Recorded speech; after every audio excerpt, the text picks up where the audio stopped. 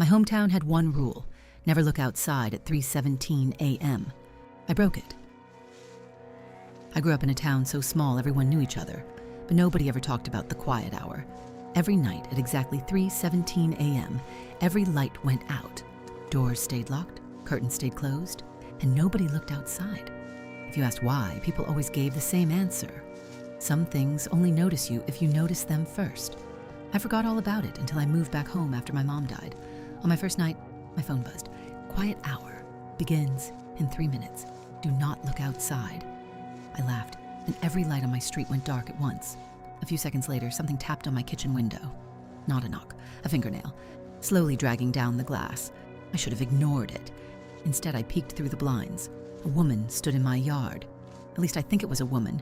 She was impossibly tall, her face hidden behind wet hair, and she wasn't moving. My phone buzzed again. Do not let them see you watching.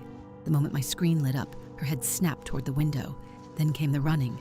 Something sprinted around my house, laughing, scratching the walls, tapping on different windows. Then I heard my mother's voice upstairs. Come here. She'd been dead for 3 weeks. For a second, I almost answered.